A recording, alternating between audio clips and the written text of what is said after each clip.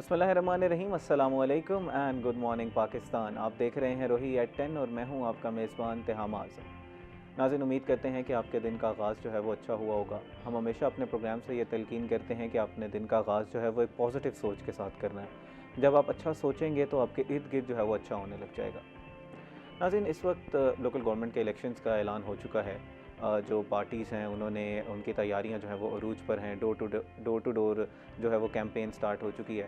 Local government के हवाले से आज तफसीलन बात करने के लिए हमारे साथ मौजूद हैं जुनैद अनवर, जो कि सीनियर रिपोर्टर हैं रोही टीवी। उनसे ज़रा तफसीलन जानेंगे कि इस वक्त ग्राउंड की रियलिटी क्या है, जोड़ तोड़ किस तरह हो रहा है, कौन सी जमात जो है वो किसके साथ इल्हाक कर रही है। अस्सलाम वालेकुम जुनैद। वालेकुम जी, कैसे हैं आप? खैरियत से हैं? अल्हम्दुलिल्लाह। जुनैद, लोकल गवर्नमेंट का ऐलान हो चुका है इस वक्त। ज़रा समझाएं कि ये जो अभी नया एक्ट पास हुआ है पंजाब असम्बली में, वो क्या है, उसकी ज़रा डिटेल्स क्या हैं?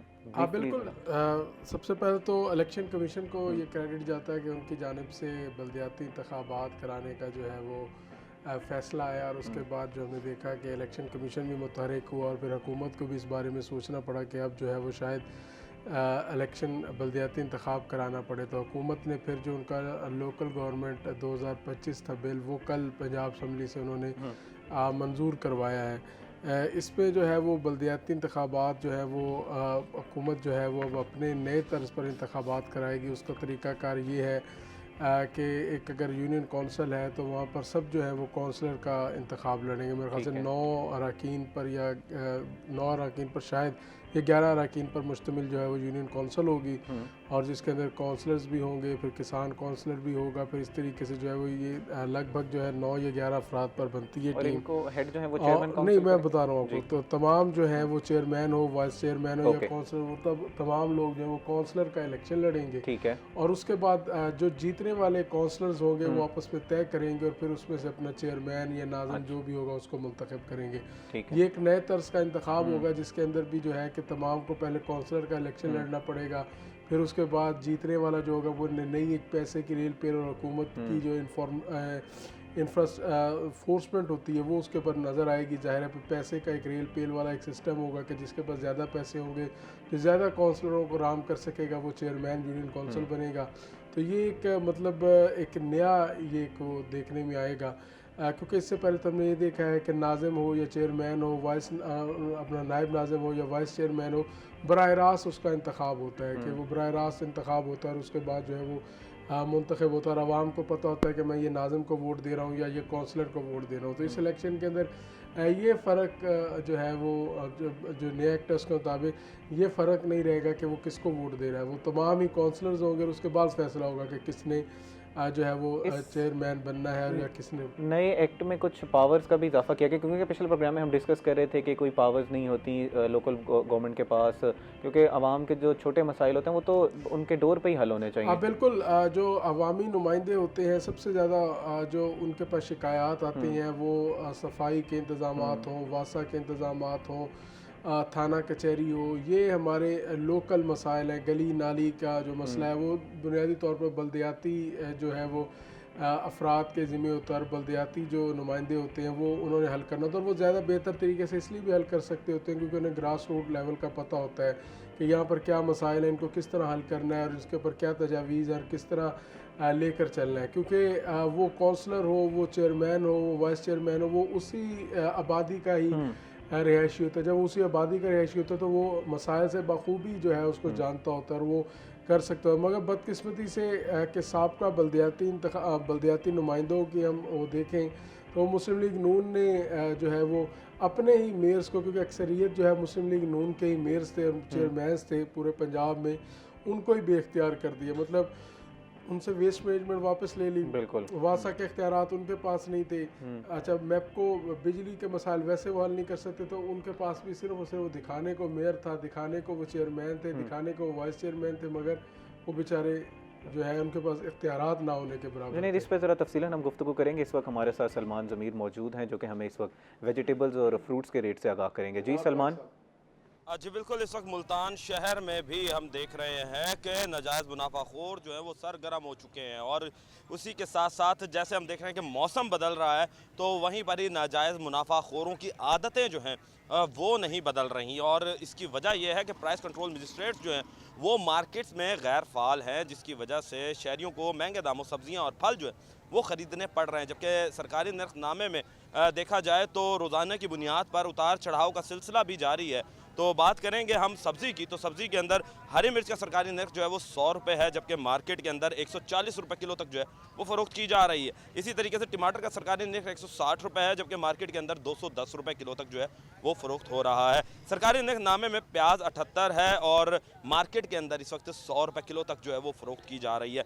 सरकारी नरखनामे में शलजम 120, करेला 120 और भिंडी 140 रुपये फ़ी किलो मुकर्रर है, जबकि मार्केट में शलजम 170 और करेला 180, जबकि भिंडी जो है वो 160 रुपये किलो तक जो है वो फ़रोख्त की जा रही है। सरकारी रेट लिस्ट में साग जो है वो 74 है, लहसुन 275 है और अदरक 540 रुपये किलो जो है वो मुकर्रर किया गया है। मगर मार्केट के अंदर साग जो है वो 110 है, लहसुन 400 है और अदरक जो है वो 600 रुपये किलो तक जो है वो फ़रोख्त किया जा रहा है। इसी तरीके से फलों की बात करते चले तो फलों में सरकारी नर्ख के अंदर पपीते का जो रेट है वो 360 है, सेब 210 है और अनार जो है वो 260 रुपये किलो जो है वो मुकर्रर किया गया। मगर मार्केट के अंदर पपीता जो है वो 500 है और सेब 200 से लेकर 400 रुपये किलो तक जो है वो फ़रोख्त हो रहा है। अनार जो है वो 370 रुपये किलो तक जो है वो फ़रोख्त किया जा रहा है। अंगूर जो है वो 600 रुपये, जापानी फल 230 रुपये, चीकू 450 रुपये किलो तक जो है वो फ़रोख्त हो रहा है। इसी के साथ साथ सिंघाड़े जो हैं उनका रेट सरकारी रेट जो है 200 रुपये है और जबकि केले जो है 100 रुपये से लेकर 160 रुपये किलो तक जो है दर्जन जो है वो फ़रोख्त किए जा रहे हैं। इंतज़ामिया से गुजारिश की जाती है कि सरकारी नरखनामों पर जो है वो अमल दरामद करवाए ताकि लोग सस्ती म्यारी सब्ज़ी और फल जो है वो ख़रीद सकें। जी बहुत शुक्रिया सलमान, आपने हमें तफसीलन आगाह किया कि इस वक्त ग्राउंड पे जो है वो क्या नर्ख हैं वेजिटेबल्स और फ्रूट्स के। जुनैद, आप ज़रा हमें बता रहे थे कि इस वक्त क्या पावर्स दी जा रही हैं नए एक्ट के मुताबिक। जो चेयरमैन जो काउंसलर हमारे इलेक्ट होंगे, ज़रा वो अपनी बात को मुकम्मल कीजिएगा। बिल्कुल, मैं यही बता रहा था कि बल्दियाती नुमाइंदों को हमेशा हर हुकूमत की कोशिश होती है कि उनको जो है पावर्स ना दी जाए। जो ताकत का मजमा है, जो ताकत का अख्तियार है, वो सिर्फ हुक्मरान तबके तक रहे। तो अभी इस चीज़ का वाज़े होना बाकी है कि उनको क्या पावर्स मिलती है। सब बात का ये होता है कि पावर्स दी जाती हैं, फिर उसके बाद फ़ौरन ले ली जाती हैं। जैसे ही कोई उनको लगता है कि शायद अब जो है वो काम जो है वो ताकत जो है वो बढ़ रही है और नीचे ग्रास रूट लेवल तक जा रही है। क्योंकि जब ये बल्दियाती इंतखाबात हुए थे तो आप अंदाज़ा करें कि जिन्होंने जो मेयर ऑफ मुल्तान था नवीदुल हक कराई, उनको भी नहीं पता था कि उनके क्या अख्तियार था। उन्होंने, आपको मज़े की बात बताऊं, पहले दिन अपना शॉट दिया, उसमें उनका कहना था कि मैं मुल्तान शहर में अस्पताल बना दूंगा, मैं मुल्तान शहर में ये कर दूंगा, मैं वो कर दूंगा। वो घर जाकर उनके भाई जो चौधरी अब्दुल वहीद राई थे, उन्होंने शायद उनको डांटा होगा, आपको तो पता ही नहीं आपके अख्तियारात क्या हैं। तो कहने का मकसद ये है कि हमारे जो जिनको ताकत मिलती है, जिनको फिर वो इक़्तिदार दिया जाता है, वो भी लाइल होते हैं कि उनके अख्तियारात क्या हैं। कुछ हुकूमतों की जानिब से ऐसा किया जाता है कि जो ताकत है वो अपने तक ही रखी जाती है, अख्तियारात जो है वो आगे तकसीम नहीं किए जाते। और कुछ जो आगे से जिनको मुंतखब किया जाता है या जिनको आगे से ज़िम्मेदारियाँ दी जाती हैं, वो भी लाइल होते हैं कि अपने अख्तियारात को किस तरह इस्तेमाल करना है। नाज़रीन, इस वक्त जुनैद ने हमें तफसीलन ज़रा समझाया कि अभी हालात जो हैं वो वाज़े नहीं हैं कि क्या पावर्स दी जाएंगी यूनियन काउंसिल और, लेकिन इलेक्शंस का ऐलान कर दिया गया। इस वक्त हमारे साथ दूसरे गेस्ट मौजूद हैं, डॉक्टर सफदर हाशमी, जो कि अमीर जमात इस्लामी मुल्तान है। उनसे समझेंगे कि इस वक्त क्या हालात हैं ग्राउंड पर और जमात इस्लामी जो है वो किस तरह इलेक्शंस में पार्ट लेगी, उनका मंशूर क्या है और किस तरह वो जो है वो आवाम के मसाइल को हल करेंगे। अस्सलाम वालेकुम सर। वालेकुम अस्सलाम। मैं एक तो आपकी तस्दीक कर दूँ, मैं साबिक अमीर जमात इस्लामी मुल्तान हूँ। इस वक्त जो है वो दूसरे साथी हमारे अमीर जमात इस्लामी मुल्तान। जी। दूसरी बात ये कि जमात इस्लामी का जो शहरी हुकूमतों का तजर्बा रहा है, उसका जो सबसे रोशन मिसाल रही है वो कराची रही है। कराची में 3 मरतबा जमात इस्लामी की शहरी हुकूमतें रही हैं और अब इस दफ़ा भी 9 टाउन्स के अंदर जमात इस्लामी की हुकूमत है। तो वहाँ जिन टाउन्स में वहाँ जो है वो पार्क्स को भी मेंटेन किया गया है, वहाँ स्कूलों को भी मेंटेन किया जा रहा है, वहाँ हेल्थ फैसिलिटीज़ को भी बेहतर किया जा रहा है। इसी तरीके से रोड्स और सफाई और सीवरेज के निज़ाम को भी अपनी हद तक, अपने टाउन की हद तक जो है वो जो है लोग जो है उसमें काम कर रहे हैं। लेकिन मैं ये ज़रूर कहूँगा जो पंजाब है, पंजाब इस हवाले से बड़ा ही बदकिस्मत जो है सूबा है, क्योंकि पिछले टेन्योर्स में सारे सूबों के अंदर बल्दियाती इंतखाबात हुए, यहाँ तक कि कश्मीर में भी इंतखाबात हुए, लेकिन जो इंतखाबात नहीं हुए तो पंजाब में नहीं हुए। पंजाब में मैं ये समझता हूँ कि 2015 का जो बल्दियाती इंतखाबात हुआ, वो बल्दियाती इंतखाबात में जो शहरी हुकूमतें बनी, उन शहरी हुकूमतों को अव्वल तो तकरीबन 1 साल से ज़्यादा अरसे तक उनसे हलफ नहीं लिया गया। जब हलफ लिया गया तो उसके बाद उनको इख्तियारात नहीं दिए गए, और इसके बाद पीटीआई की गवर्नमेंट आ गई, और पीटीआई की गवर्नमेंट ने बग़ैर किसी सोचे समझे उन हुकूमतों को ख़त्म कर दिया। और जब दोबारा जो है वो जो है पीटीआई की हुकूमत तब्दील हुई, 3.5 साल तक कानून साजियाँ होती रहीं पीटीआई की गवर्नमेंट में, लेकिन पंजाब के अवाम अपने बुनियादी जमहूरी हकूक़ से महरूम रहे। और उसके बाद जो है फिर दोबारा जो है जब गवर्नमेंट चेंज हुई तो चंद माह के लिए ज़रूर अलामती तौर पर जो है वो ऐलान किए गए, लेकिन कोई इख्तियारात नहीं दिए गए। जब यही वजह है, जैसा कि अभी जुनैद भी आपके सामने कह रहे थे कि इख्तियारात नहीं दिए जाते, और पाकिस्तान का जो कॉन्स्टिट्यूशन है वो बिल्कुल वाज़े तौर पर जो है 3 सतह के जो है ना जी हुकूमतों का तस्वुर देता है। एक मरकज़ी हुकूमत है, एक सूबाई हुकूमत है, और एक शहरी और बल्दियाती हुकूमत है। ये जो रोज़मर्रा के मसाइल हैं, बिलखसूस ये जो है ज़िंदगी पैदाइश और अमवात के रजिस्टर्स हैं, इसमें इसी तरह डोमिसाइल है, इसी तरह लोगों के जो रोज़मर्रा के घरेलू मसाइल हैं, फिर ये जो छोटी छोटी मेंटेनेंस हैं गली कूचे और चौक चौराहे की, सेवरेज का निज़ाम है। अब तो बल्कि जो नया कॉन्स्टिट्यूशन आया था उसके अंदर तो ये इख्तियारात भी थे कि पार्क्स एंड हार्टिकल्चर ये भी उनके इख्तियार में होगा, वासा ये भी उनके इख्तियार में होगा, इसके साथ साथ जो है ये सॉलिड वेस्ट मैनेजमेंट ये भी शहरी हुकूमत के इख्तियार में होगी।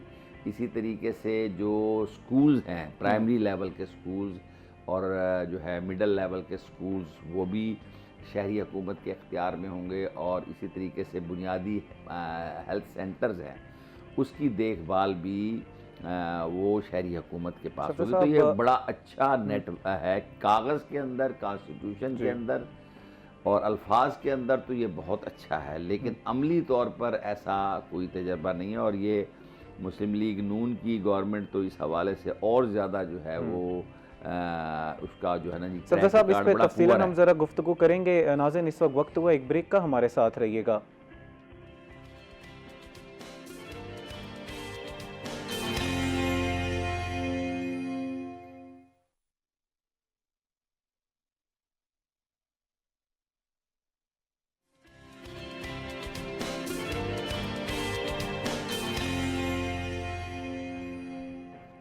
वेलकम बैक नाज़रीन। ब्रेक से पहले हम सफदर साहब से ज़रा समझ रहे थे कि इस वक्त जो नया एक्ट पास कर दिया गया है उसके अंदर क्या पावर्स हैं और डेवोल्यूशन ऑफ पावर्स अब किस तरह होगी, इख्तियारात क्या होंगे काउंसलर्स के। सफदर साहब, अब जमात इस्लामी का क्या मंशूर है, जमात इस्लामी किस तरह जो है वो मसाइल का हल करेगी, और अब आप इलेक्शन की तैयारियाँ किस तरह कर रहे हैं, ज़रा तफसीलन हमें समझाइएगा। मैं एक पहले तो ये बात बता दूँ आपको कि पाकिस्तान का जो कॉन्स्टिट्यूशन है वो 3 लेवल्स की गवर्नमेंट्स का जो है ना जी वो कॉन्स्टिट्यूशन है।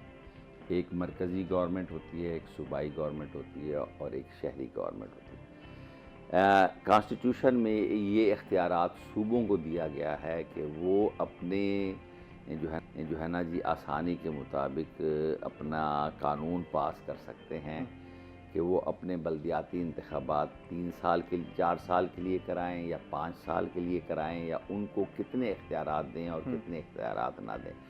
ये बहाल सूबाई गवर्नमेंट का मामला है, लेकिन ये जो मौजूदा एक्ट जो है ना जी वो आया है, या इलेक्शन कमीशन के की तरफ से इलेक्शन का शेड्यूल आया है इस कानून के पास होने के बाद, इसके अंदर एक बुनियादी जो है वो आइनी सुकून मौजूद है कि इसको फिर जो है गैर जमाती बुनियादों पर जो है ऐलान किया गया।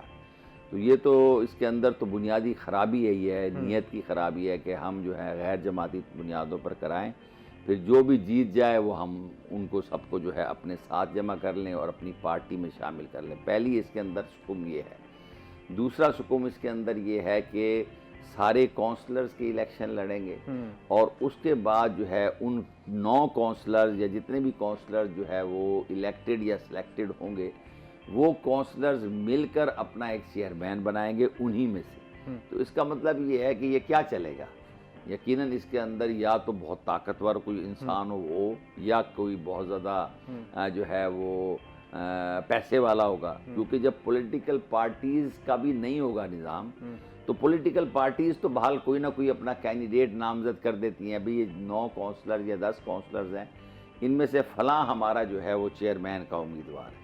लेकिन ये कि अगर कोई भी नहीं होगा तो फिर जाहिर है कि जिसकी लाठी माइट इज़ राइट का कानून चलेगा और फिर जो लोगों को ज़्यादा अच्छे बुनियादों पर ख़रीद सकेगा वो उसको लेकर चलेगा। ये तो असल में बुनियादी तौर पर 2 बुनियादी नुक्स हैं इस कानून के अंदर जो पास किया गया, तो इससे इनकी नीयत की ख़राबी नज़र आती है। जहाँ तक है कि इख्तियारात का मामला, इख्तियारात तो अब आइन ने बड़ी हद तक वाज़े कर दिए हैं और ये जो पिछला जो है वो कौमी असम्बली में जो है ना जी आइनी तरामीम हुई थी, उसके अंदर अब तकरीबन अगर कमो बेश 37 किस्म के जो है ना बुनियादी शहरी हुकूमत के इख्तियारात जो है वो मेट्रोपॉलिटन के मेयर के पास हैं, इसी तरीके से ज़िला चेयरमैन हैं, इसी तरीके से जो छोटे लेवल के जो चेयरमैन हैं यूनियन काउंसिल के लेवल के, उनके पास बहुत ज़्यादा इख्तियारात दिए गए हैं। लेकिन देखना तो फिर वही है कि जहां आप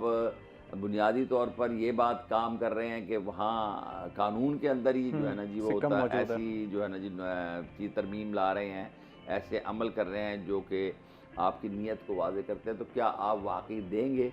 क्या ये कमिश्नर और डिप्टी कमिश्नर का जो निज़ाम है, जो नौकरशाही का पाकिस्तान के अंदर एक बड़ा निज़ाम है और बड़ा मजबूत निज़ाम है, क्या ये अपने शहर के मेट्रोपॉलिटन निज़ाम के ताबे रहकर काम करेगा? क्योंकि आपको पता है कि ये जो है ना जी वो शहरी वहाँ फ़र्ज़ करें मुल्तान है, मुल्तान शहर की जो है वो 25 लाख जो है वो आबादी है और मेट्रोपॉलिटन इसमें बन सकता है। इस आबादी के लोग जिसको सिलेक्ट करें और इलेक्ट करें, वो मेयर जो है उसके पास इख्तियारात ना हो और एक जो है CSP ऑफिसर के पास सारे इख्तियारात हों, तो मैं ये और जो कि डायरेक्ट सूबे या गवर्नमेंट के मातहत होता है, तो मेरा ख्याल है कि ये चीज़ें भी हमें जो है ना डिस्कशन का मौजू ज़रूर होनी चाहिए कि इख्तियारात इस तरीके से हों कि फिर जो जितनी भी हमारी जिस तरह सूबाई गवर्नमेंट होती है और सारी अफसरशाही उसके नीचे होती है, तो इस तरीके से जो मुकामी लेवल के जितने भी जो है ना जी अपना ब्यूरोक्रेट्स हैं जो अपने अपने महकमे के हैं, वो सब भी जो है वो इसके अंदर इसके शहरी गवर्नमेंट के ताबे होनी चाहिए। तीसरी बात मैं ज़रूर एक और कहूँगा कि अब तक जो एक बहुत बड़ा तजर्बा होता रहा कि शहरी हुकूमत अगर बनाई भी गई तो फिर ये पैरेलल गवर्नमेंट बन जाती थी। एक जो है ना हमारी ब्यूरोक्रेसी की गवर्नमेंट चलती थी और एक हमारी जो है शहरी गवर्नमेंट चलती थी। इसलिए भी निज़ाम सारा का सारा बिगड़ा रहता था कि जनाब चेयरमैन भी होता था और डायरेक्टर भी होता था।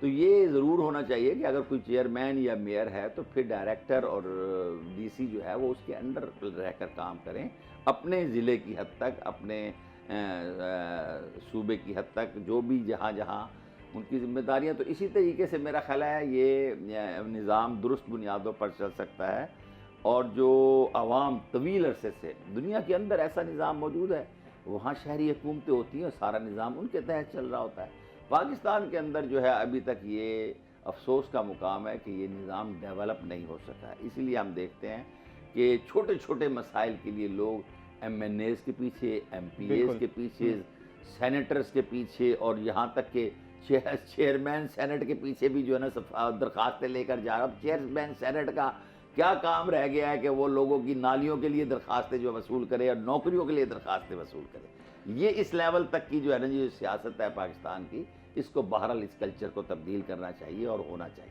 सर, आपकी बात से ऐसा लगता है कि काफ़ी सारे टेक्निकल फ्लॉज हैं जो भी हमने उस पर काम करने की ज़रूरत है, लेकिन बहरहाल इलेक्शंस हो रहे हैं, जमात इस्लामी जो है वो कंटेस्ट करेगी। आप जब लोग वोट लेने जाएंगे, डोर टू डोर कैंपेन्स होंगी, तो आप वादे भी करेंगे कुछ जो है वो। अब मिसाल के तौर पर एक मसला ले लेते हैं, वासा का मसला जो है वो पूरे शहर में बहुत ज़्यादा है। जब आपके पास इख्तियार नहीं होंगे तो आप वादा करेंगे, लोग तो आपसे फिर डिमांड करेंगे उस मसले का हल। तो ज़रा इस एग्ज़ाम्पल के तहत हमें समझाएं कि फिर आप किस तरह मसाइल का हल मैं निकाल सकते उसमें हैं। एक एग्जांपल आपको देता हूँ। एक एग्जांपल बल्कि बहुत सारी एग्जांपल्स हैं जी कि शहरी में जब आवाम होते हैं उनकी एक बड़ी कुव्वत हुआ करती है। जी।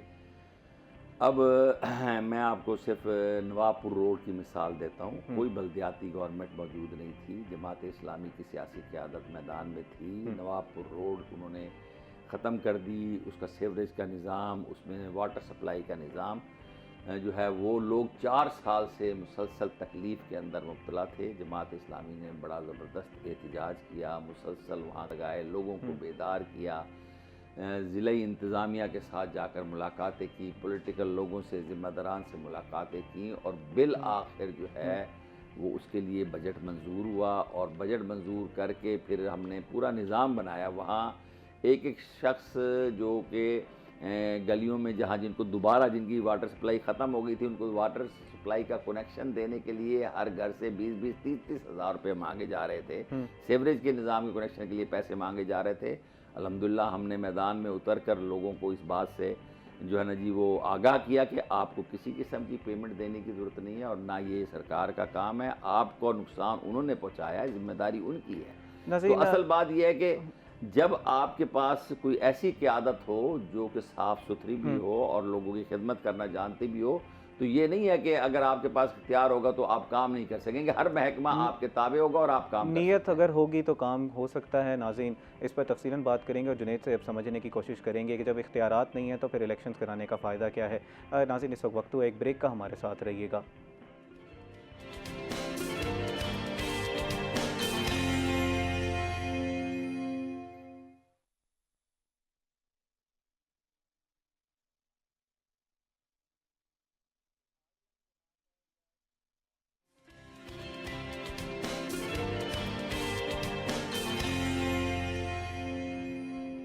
वेलकम बैक नाजरीन। ब्रेक से पहले हम जमात इस्लामी की तरजीहात समझने की कोशिश कर रहे थे।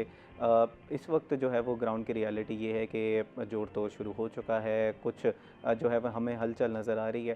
सर सफदर साहब, मैं आपके पास एक मसला लेके आता हूँ कि मेरे जी ट्रांसफार्मर का मसला हो गया है या मेरा वास्ता का कोई मसला है, लेकिन एक इदारा जो है वो मेरी बात नहीं सुन रहा और वो इदारा जो है वो ख़ुद मुख्तियार इदारा है। तो अब इस मसले का हल जमात इस्लामी जो है वो किस तरह निकालेगी? देखिए मेरी बात सुने, एक तो ये कि जो भी खुद मुख्तार अदारा है वो अवाम की खिदमत का अदारा है। पहली बात आप समझ लीजिए, जितने भी खुद मुख्तार अदारे हैं बुनियादी उनकी ज़िम्मेदारी क्या है?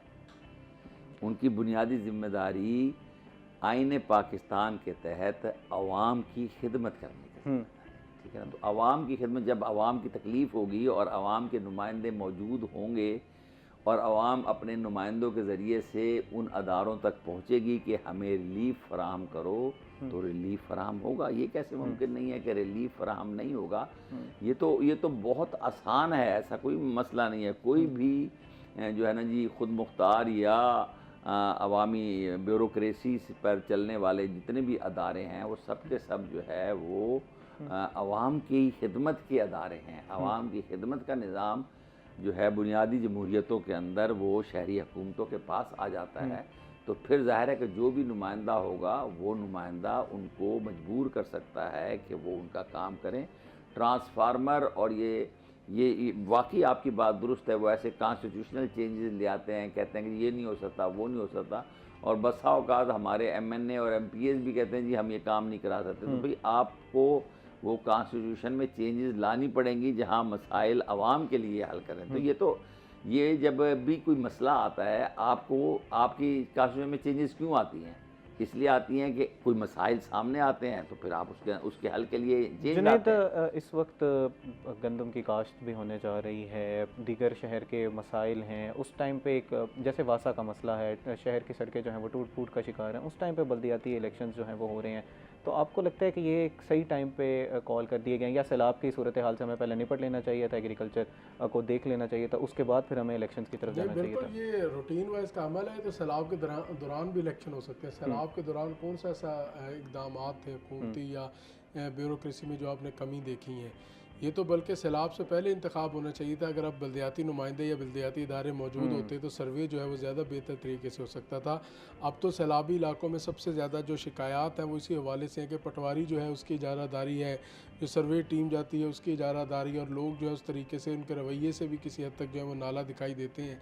अगर यहीं पर बल्दियाती नुमाइंदे और मौजूद होते तो वो यकीनन ज़्यादा बेहतर तरीके से सर्वे हो सकता था, क्योंकि एक बल्दियाती नुमाइंदे को, एक कौंसलर को, एक चेयरमैन को पता होता है कि मेरी आबादी में इतने घर गरीब लोगों के हैं, इतने घर का नुकसान हुआ है, इतने लोगों की फसलें बह गई हैं, इतने लोगों का जो है माल मवेशी का नुकसान हुआ, तो वो ज़्यादा बेहतर तरीके से उसको परफॉर्म कर सकता था। बाकी रहेगी गंदम की बात, तो गंदम की बात जहाँ तक है कि चूँकि किसान जो है वो मुसलसल 2 दफ़ा 2 साल से जो है वो हुकूमती उन्हीं वादों और नारों पर था कि गंदम का उसको मुनासिब रेट मिलेगा, मगर पिछले साल जो था वो सूरत हाल ये थी कि जो गंदम है उसकी वो उसकी औने पौने दामों बिकी, और इस बार तो ये है कि उसकी जो गंदम है वो जो है उसका ख़र्च भी पूरा नहीं उस गंदम ने किया। मतलब आप ये देखें कि 1900 से 2100 रुपये तक किसान ने गंदम फ़रोख्त की, जबकि 3000 रुपये पर एकड़ जो है उसके ऊपर ख़र्च आता है उसकी तैयारी के लिए। अब जब किसान के हाथ से गंदम निकल कर मिडल मैन के पास जा चुकी है, तो अब गंदम का रेट आप मार्केट में देख लें वो 4000 रुपये से ऊपर का जो है वो आपको आटा मिलता है। तो ये एक सूरत हाल है। इस वजह से अब हुकूमत जो है और जो महकमा ज़राअत है वो इस हवाले से मुख्तलिफ़ किस्म की सेमिनार्स का भी इनकाद करवा रहा है कि गंदम उगाओ मुहिम है। मगर किसान ये सवाल ज़रूर करता है कि हमने हुकूमत के और हमने वज़ीर आला के वादे के मुताबिक जो है वो मुसलसल 2 दफ़ा गंदम का घाटा करने के बावजूद भी गंदम काश की, तो अब किस बेस पर जो है वो हुकूमत क्या वो लेकर आती है। तो हुकूमत की जानिब से एक जो है वो प्राइवेट सेक्टर के साथ मुआहदा भी सामने आया, लगभग शायद उसके अंदर 3500 रुपये पर मंथ जो है वो रेट रखा गया है। मगर चूँकि अभी देखें कि रेट जो है वो चीज़ों का बढ़ रहा है, महंगाई की शरह कहाँ तक पहुँच गई है। साबका दौरे हुकूमत के अंदर जो है वो गंदम का रेट 4000 रुपये था, अब कम से कम 4 किसानों का मुतालबा ये, और किसान तंजीमें भी ये मुतालबा करती हुई नज़र आ रही हैं। किसान बोर्ड हो, किसान इत्तेहाद हो, उनकी जानब से मुतालबा किया जाए कम से कम जो है वो 4000 से जो है वो गंदम का रेट जो है वो मुख्तस किया जाए। पिछले अभी आपने कुछ 2 साल पहले की बात की, हमने देखा था कि हुकूमत ने ये फैसला किया कि हम बिल्कुल मिडल मैन हटा देंगे और डायरेक्ट टू कंज्यूमर जाएगी, तो ये ऑन पेपर तो एक बड़ी अच्छी चीज़ समझ आती है। तो अब उसके बाद उनका जो वज़ीर है वो भी वज़ीर आला की उसी मीटिंग के अंदर कहता है कि हमसे ये गलती हुई, जो है वो मिडल मैन को फ़ायदा हो गया। मिडल मैन को ज़ाहिर फ़ायदा होता, किसान कैसे बराह रास्त जो है वो गंदम, शहरी आबादी में कितने लोग जो है वो गंदम परचेज़ करते हैं, कितने लोगों के पास सलाहियत मौजूद है। हमारी तो बेशतर आबादी वो है जो रोज़ाना की बुनियाद पर आटा खरीदती है या आटा लोग खरीदते हैं, लोगों के पास घरों के अंदर गंदम रखने की जगह भी नहीं होती। तो किसान किस तरह बराह रास्त, मतलब आप ये देखें कि एक आदमी गंदम उगाता है, फिर उसको काश्त करवाता है, फिर उसको इकट्ठा करता है, बोरी में पैक करता है, और उसके बाद वो रखता है, और उसके बाद वो कैसे बराह रास्त जो है वो बेच सकते हैं जाके। होता तो यही था कि हुकूमत जो है वो गंदम ख़रीदा करती थी, उसके बाद जो है वो हुकूमत जो आगे डिस्ट्रीब्यूट करती थी, उससे वो एक मैकेनिज़्म ऐसे ही चलता था। अब बराह रास्त जो है वो फ्लोर मिल वाले की जो इजारादारी है, मिडल मैन की इजारादारी है, वो मौके पर पहुंचता है और ढेर लगा होता है वो गंदम का, किसान थका होता है काश्त करके भी, उसके भाई वो गंदम उतारता बाद में, सबसे पहले उसके कर्ज लेने वाले उसके पास मौजूद होते हैं। वो मिडल मैन पहुँचता है, वो अगर 2400 रुपये की गंदम है तो वो उसे कहता है 2000 रुपये लेने मौके पर, तो वो 2000 रुपये में वो मजबूरन किसान बेचता है, और वो उसके बाद फ़ायदा जो है 400 रुपये मिडल मैन कमा जाता है। तो ये एक, जब तक हमारी चूँकि जो ज़राअत है वो रीढ़ की हड्डी है, जब तक हुकूमत इसके ऊपर फोकस नहीं करती और इसका किसान को, आम किसान को जब तक रिलीफ नहीं मिलता, तो उस वक्त तक ये जो है हमारी ज़राअत और जो हमारी मईशत इस है वक्त ग्राउंड पे कोई ऐसी सूरत हाल तो नहीं है कि हमने पिछले साल देखा कि कुछ इंपोर्ट करने पड़ गई थी गवर्नमेंट को वीट जो है वो, हालांकि हम काफ़ी वाफिर मिकदार में कर रहे थे। इस वक्त ग्राउंड पे कोई ऐसी बाहर से आपने जो है वो इंपोर्ट की हुई थी गंदम, फिर उसके अलावा यहाँ भी जो है वो बम्पर क्रॉप हुई थी, और उसके बाद रेट जो है था वो कम था, गंदम हमारी जो है वो रुल रही थी। मगर अगर किसान को मुनासिब जो है वो मुआवजा ना दिया गया, अगर इस साल किसान उस तरीके से गंदम काश नहीं कर सकता, तो यकीनी तौर पर गंदम का बहरान तो पैदा होगा, क्योंकि यहाँ पर कोरोना के दिनों में भी आपका जो है वो सूरत। बहुत शुक्रिया जुनेद, आज आप हमारे साथ प्रोग्राम में शामिल। सर हमारे पास बिल्कुल 10 सेकंड अगर आपको जल्दी से ये बात करना चाहूँगा कि गवर्नमेंट ने बहुत अच्छा ये किया कि जनाब पटवारियों के ज़रिए से जो है ना जी वो जायज़ा तो ले रही है खुद। मैंने पढ़ा है कि 61,000 से ज़्यादा घर जो है वो इस वक्त जो है ना जी सैलाब से मुतासर हुए हैं। तो वो अब तो लोगों के पूरे घर गिर सफदर साहब चुके। बहुत शुक्रिया आज अब मैं कहाँ प्रोग्राम से उनको तशरीफ जो है आवरी का। कब जुनैद साहब देंगे? आपका भी बहुत शुक्रिया आज मैं प्रोग्राम तशरीफ लावरी का। नाज़रीन उम्मीद करते हैं पहला सेगमेंट आपको अच्छा लगा होगा। ब्रेक के बाद हमारे साथ मजीद गेस्ट मौजूद होंगे। इस वक्त हुआ एक ब्रेक का, हमारे साथ रहिएगा।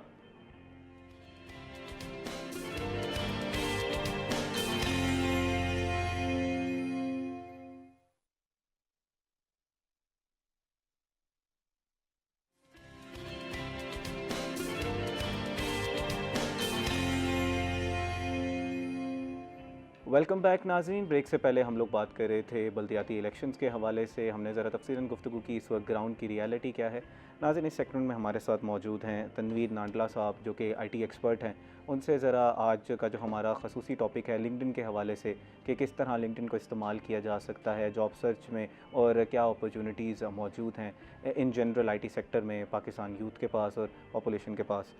इनके साथ हमारे साथ डॉक्टर मोहम्मद कमर मौजूद होंगे जो कि इस वक्त असिस्टेंट प्रोफेसर के फ़राइज़ सर अंजाम दे रहे हैं department of food and science technology Bahauddin Zakaria university Multan से। इनसे हम तफसीलन बात करेंगे कि चाय पीना या कॉफ़ी पीना की जो हमारी आदतें हैं क्या वो अच्छी आदतें हैं, बुरी आदतें हैं।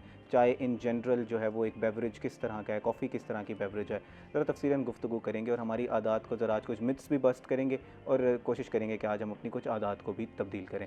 अस्सलाम वालेकुम तनवीर साहब, कैसे हैं आप? जी वालेकुम सलाम, मैं ठीक हूँ, अल्लाह का शुक्र है। तनवीर साहब हमारा क्योंकि मॉर्निंग शो है तो हम अपने गेस्ट से हमेशा ज़रा ये समझने की कोशिश करते हैं कि उनकी रूटीन क्या है, वो किस तरह अपने दिन का आगाज़ जो है वो करते हैं और अगर कोई वो तलकीन करना चाहें दिन के हवाले से हमारे नाजरीन को तो वो भी वो करते हैं। जी बहुत शुक्रिया आपने इनवाइट किया। दिन हमारा तो बड़ा थोड़ा टफ होता है क्योंकि जो बिज़नेस पर्सन होते हैं और थोड़ा सा फिर सोशल भी हो तो उसके लिए बड़ी टफ रूटीन होती है। बस मैं सुबह जल्दी उठ जाता हूँ आजकल। वैसे आफ्टर 15 इयर्स मैंने अपनी रूटीन थोड़ी चेंज की है। अच्छा। थैंक्स टू सच डॉक्टर्स के उनके कहने पे कि मॉर्निंग के जो लोग होते हैं वो थोड़ा बेहतर होते हैं, प्रोडक्टिविटी बढ़ती है। फिर मैं बच्चों को थोड़ा टाइम देता हूँ और उसके बाद ऑफिस और फिर पूरा दिन ऑफिस मीटिंग्स, देन शाम को वापसी, फिर रात गए तक जो ना काम शाम चलता रहता है। अच्छा अब सर आज जैसे मैंने अपने इंट्रो में भी बताया कि हमने लिंक्डइन पे बात करनी है, लिंक्डइन के हवाले से तफसीलन गुफ्तगू करनी है। लिंक्डइन एज अ प्लेटफॉर्म क्या सर्व करता है, किस लिए उसको इस्तेमाल किया जाता है और क्या वाकई ही इतना बेनिफिशियल है या एक मिथ है कि अगर आप लिंक्डइन पे आ गए तो वाकई आपको जॉब मिल जाएगी? अब देखें, इसमें जहाँ तक किसी प्लेटफॉर्म का ताल्लुक है वो बहुत इम्पॉर्टेंट है और हमारे यहाँ जो यूथ है वो 2 प्लेटफॉर्म्स पे थोड़ी स्टक है जिसमें फाइवर पहले नंबर पे आता है और उसके बाद अपवर्क। उनमें क्यों है कि फाइवर ऑलमोस्ट फ्री है, उस पर कोई अप्लाई करने के या जॉब लेने के पैसे नहीं है। अपवर्क ने अब थोड़ा पेड कर दिया, उस पर कनेक्ट्स बाय करने पड़ते हैं, देन ही आप किसी जॉब पे अप्लाई कर सकते हैं और जॉब विन करके पैसे कमा सकते हैं। अब इस सारे सिनेरियो में लिंक्डइन को मैं कहता हूँ कि अंडररेटेड, पाकिस्तान यूथ के हवाले से एक अंडररेटेड प्लेटफॉर्म है। इस पे तकरीबन 1.2 बिलियन यूज़र्स हैं। ओके। और 1.2 बिलियन वो वाले यूज़र्स नहीं है जो फेसबुक पे, इंस्टाग्राम पे, टिकटॉक पे मौजूद। उनमें मेजॉरिटी प्रोफेशनल्स लोग हैं। मतलब आप कंपनीज़ के ओनर्स कह दें, उनके CTOs कह दें, उनके CEOs कह दें, उनके मैनेजर्स कह दें, मैनेजिंग डायरेक्टर्स कह दें, तो वो लोग हैं जो बिज़नेस को डील करते हैं और बिज़नेस में भी B2B, business to business deal करते हैं। अब बिज़नेस टू बिज़नेस क्या है, इसकी मैं एक एग्जांपल दूं आपको अपने ऑडियंस को समझने के लिए कि लेट्स सपोज टोरंटो में एक मार्केटिंग एजेंसी है। अब वो वहाँ पे बिज़नेसेस को सर्विसेज दे रही है। अब अगर वो बिज़नेसेस को सर्विसेज देने के लिए अपने पास हायरिंग करते हैं, उनको वेब डेवलपर, वेबसाइट बनाने वाले भी अपने चाहिए, गूगल एड्स रन करने वाले अपने चाहिए, अगर वो इन हाउस बिठाते हैं तो हो सकता है उनको एक एम्प्लॉय मिनिमम $10,000 पर मंथ का पड़े। ओके।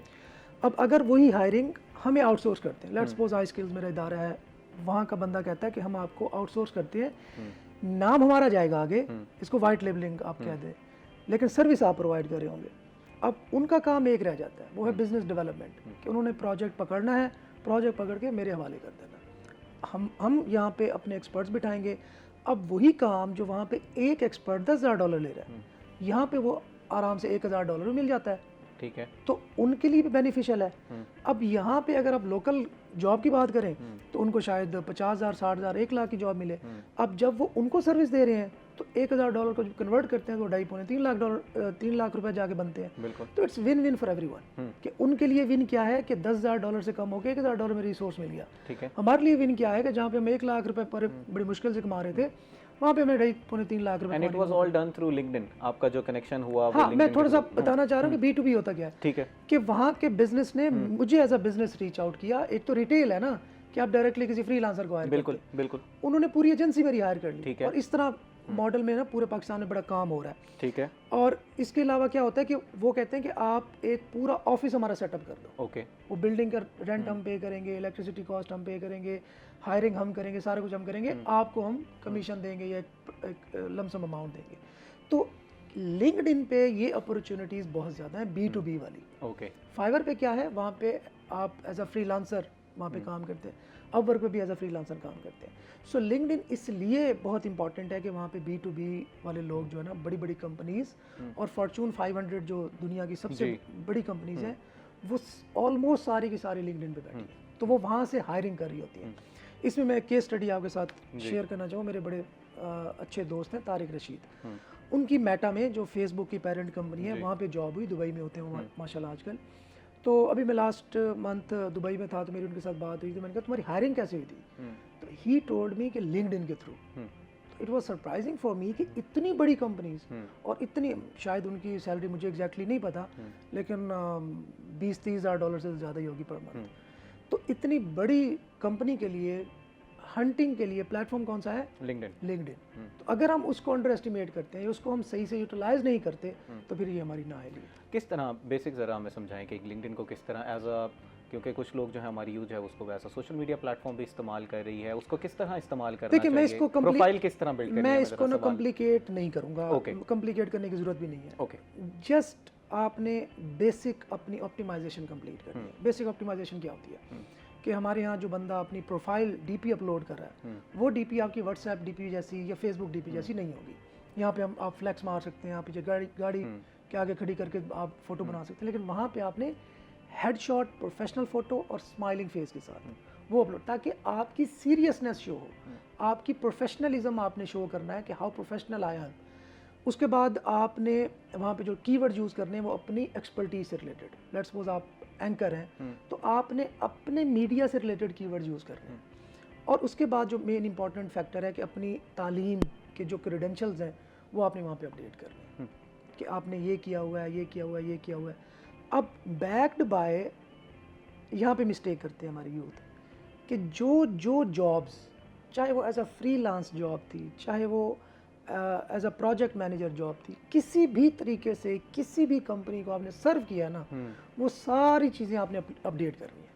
यहाँ पे आके मेन मार खाता है हमारा बच्चा कि वो ये समझता है कि हमने प्रोफाइल बना दी, नाम लिख दिया, कवर फोटो लगा दिया, दैट्स इट। अब हम हाथ पे हाथ रख के वेट करेंगे कोई हमें हायर करे। It doesn't work that way. आपको ज़रूरी है कि आपने उस पर क्रेडेंशियल्स अपने अपडेट करने हैं। Let's suppose in your case, मैं आपको एक एग्जांपल ले लेता हूँ कि आज आप रोही में जॉब करें, तो you should update your LinkedIn profile कि मैं फ़लाँ डेट से स्टार्ट की और रोही में जॉब कर रहा हूँ। तो रोही का जो टैग है वो अभी तो आप किसी को CV फेंकते हैं तो आपने लिखा होता है कि मैं रोही में जॉब कर चुका हूँ। लेकिन जब आप, अच्छा, लिंक्डइन का एक और खूबसूरती है यहाँ से कि नॉर्मली आप क्या करते हैं, आप जॉब्स जाके अप्लाई करते हैं जॉब्स। बिल्कुल। वहाँ पे रिक्रूटर्स आपको ढूंढ रहे होते हैं। ये जो प्लस पॉइंट मैं बता रहा हूँ, तो आपकी शॉप या आपकी प्रोफाइल जो भी है वो जितनी प्रोफेशनल दिखेगी, उतना ही वो रिक्रूटर को इंस्पायर करेगी कि ये बंदा हमारे काम का है। सोशल मीडिया प्लेटफॉर्म पे हम लोग देखते हैं कि एल्गोरिदम वर्क करता है। अभी ये भी कहा जा रहा है कि लिंक्डइन जो है वो बड़ा पिक्चर्स को बहुत ज़्यादा प्रमोट कर रहा है, वीडियोस को बहुत ज़्यादा प्रमोट कर रहा है, उसका एल्गोरिदम जो है। ज़रा समझाएं कि हमने उसके ऊपर अपलोडिंग करते रहना है, पिक्चर्स को अपलोड करते रहना, कि आपने एक दफ़ा प्रोफाइल बिल्ड कर ली, now the recruiters are looking for you. देखें, ये बड़ा अच्छा क्वेश्चन किया आपने। जितने भी एल्गोरिदम्स हैं ना, आप यूट्यूब का कह दो, मेटा का कह दो, टिकटॉक का कह दो, उनका मकसद क्या होता है? उनका मकसद होता है क्वालिटी हमारे प्लेटफॉर्म की बेहतर हो। क्वालिटी बेहतर होगी तो यूज़र्स ज़्यादा से ज़्यादा आएंगे और ज़्यादा स्टिक करेंगे, रिटेंशन रेट ज़्यादा होगा। सबका एक ही फलसफा है, रिटेन करना। अब रिटेन करने के लिए क्वालिटी मैक्सिमम करनी है। तो अगर आप इन प्लेटफॉर्म्स की हेल्प करें उनकी क्वालिटी को इंक्रीज करने में, तो आप उनके लिए बेनिफिशियल हैं। देखिए, उनको भी क्रिएटर्स चाहिए, उनको भी प्रोफेशनल चाहिए, तभी तो उनका प्लेटफॉर्म चलेगा। हमने क्या समझा हुआ है कि ये प्लेटफॉर्म हमारे लिए विलन है, वो समझते हैं हम उनके विलन है। विलन नहीं है, आपने उनके साथ कोलैबोरेट करना है, उनकी हेल्प करनी है। अब आपने कहा कि क्या प्रोफाइल बना के छोड़ दें, नहीं। अब बात मेरी अधूरी रह गई कि जब आपके केस में जब आपने लिखा कि मैं रोही में काम कर चुका हूँ, अब आपने वो कीवर्ड्स यूज़ करने हैं जिसके लिए जो काम आप यहाँ करते रहे और जिस तरह की जॉब्स आप ढूंढ रहे हैं। ठीक है। कि मैं एंकर पर्सन था, मैं किस तरह का प्रोग्राम करता था, वो बिजनेस टॉक्स थी, वो पॉलिटिकल टॉक्स थी, वो एंटरप्रेन्योरियल टॉक्स थी, वो किस तरह की टॉक्स थी, ताकि एक तो आपकी रेलेवेंसी बने एल्गोरिदम्स के साथ, दूसरा जो रिक्रूटर आपको ढूंढ रहा है उसको आपको ढूंढने में आसानी हो। डॉक्टर कमर, आज के जो हमारा मौजूद है, अस्सलाम वालेकुम। पहले अपनी ज़रा अपनी रूटीन, जैसे मैंने नाडला साहब से उनकी रूटीन पूछी, ज़रा हमारे नाज़रीन को आप कि आप अपने दिन का आगाज़ जो है वो किस तरह करते हैं, क्या डाइट लेते हैं दिन में और किस तरह की एक्सरसाइज अगर करते हैं तो वो भी बताइएगा। लेकिन डिपेंड्स, ट्राई यही करते हैं कि सुबह जल्दी उठें नमाज़ के लिए, और उसके बाद जो है वो 45 मिनट्स की जो है वो वॉक करें, और साथ में एक ग्रीन टी का कप अगर मिल जाए या कॉफ़ी का एक जो है वो हाफ़ कप आपको मिल जाए वो लें। देन जो है वो शावर, आप नाश्ता करते हैं लाइट सा, और देन हमारी रूटीन लेक्चर्स हैं, लैब्स हैं, रिसर्च है, और इसी तरह जो है हमारा जो है वो दिन गुजरता है यहाँ पे। कमर साहब, अभी आपने अपने रूटीन में कॉफ़ी का जिक्र किया। कॉफ़ी की टाइप्स हैं, बुलेट कॉफ़ी है, ब्लैक कॉफ़ी है, और कुछ लोग जो है वो अगर रात को लाटे और कैपुचिनोज़ और इस चीज़ को भी एंजॉय करते हैं। तो दिन के टाइम पर अगर जब हम दिन का आगाज़ करें तो खाली पेट क्या कॉफ़ी, बुलेट कॉफ़ी या ब्लैक कॉफ़ी ली जा सकती है? यस, देखें, इट डिपेंड्स। आपके पास ना 3 ड्रिंक्स हैं बेसिकली। ग्रीन टी है, then you have black tea, and then you have coffee. तो इन तीनों को अगर मैं मज़ीद एलाबरेट करूँ ऑडियंस के लिए, तो इसमें जो लाइट है वो ग्रीन टी है, फिर उससे हैवी जो है आपके पास वो ब्लैक टी है, देन उससे भी हैवी आपके पास कॉफ़ी है। और हम इसको कैटेगराइज कर रहे होते हैं on the basis of caffeine. सबसे कम कैफ़ीन है ग्रीन टी में, उससे ज़्यादा है ब्लैक में, फिर उससे ज़्यादा है आपके पास कॉफ़ी के अंदर। ओके। तो इसकी ज़्यादा कंजप्शन आपके लिए ठीक नहीं है, लेकिन एक एडिक्वेट अमाउंट इसकी आप लेते हैं आपके लिए बहुत बेनिफिशियल है। These are wonderful drinks. ये आपकी बॉडी के अंदर डिटॉक्सिफिकेशन, आपकी वेट मैनेजमेंट, आपकी अलर्टनेस, आपको एक्टिव रखने में बहुत ज़्यादा रोल प्ले कर रहे होते हैं। आप सर कौन सी कॉफ़ी लेते हैं सुबह? Simple black coffee. Simple black coffee, okay. और एडवाइस भी आप यही करते हैं आप इन जनरल पब्लिक को कि आपने ब्लैक कॉफ़ी से स्टार्ट करना है? ज़रा एक अच्छी, जिस तरह आप कह रहे हैं कि it is very beneficial for you, हमें ज़रा दिन के औकात के टाइम पे हमने अगर जैसे दिन का स्टार्ट किया, फ़ौरन मैं एक बेड से उठाऊँ, तो उस वक्त कुछ लोगों की आदत होती है ना, वो उठते ही टी लेते हैं, चाय लेते हैं या कॉफ़ी लेते हैं। क्या ये प्रैक्टिस ठीक है और क्या प्रैक्टिस होना चाहिए? देखिए, मैं ना थोड़ा सा जो हमारी हैबिट्स है ना पाकिस्तान की, बेसिकली मैं उस पर बात करता हूँ। सर, इस पे ज़रा तफसीलन हम गुफ्तगू करेंगे। इस वक्त नाज़रीन वक्त हुआ एक ब्रेक का, हमारे साथ रहिएगा।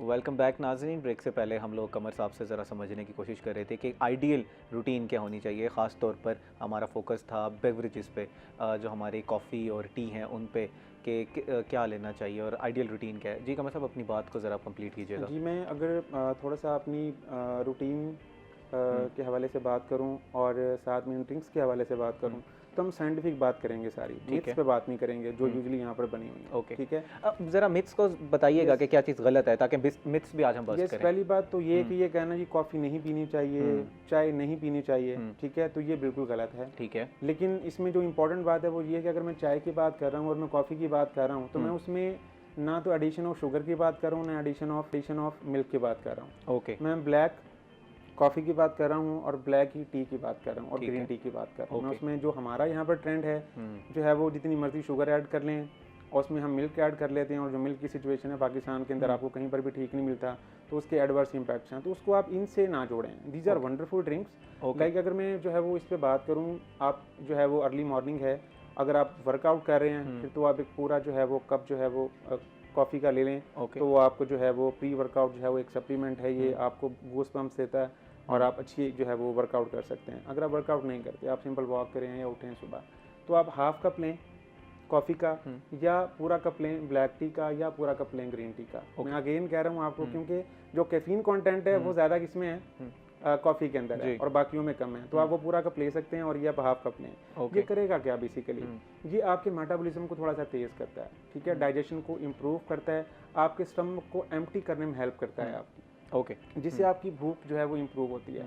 और जो आपने रात खाना खाया होता है, नेचुरल प्रोसेस है, जब आप खाना खाते हैं उसकी ब्रेक डाउन होती है, तो उसके नतीजे में फ्री रेडिकल जनरेट होते हैं आपकी बॉडी के अंदर, ठीक है। और जो कैफीन है उसके अलावा इसमें जो कैटेकिन्स हैं वो नेचुरल एंटीऑक्सीडेंट हैं, वो इनको हाइड्रोजन डोनेट करके इनको स्टेबल कर देते हैं। तो आपकी बॉडी के अंदर कोई भी नेगेटिव इम्पैक्ट नहीं आता, like inflammation and also some sort of cancers as well.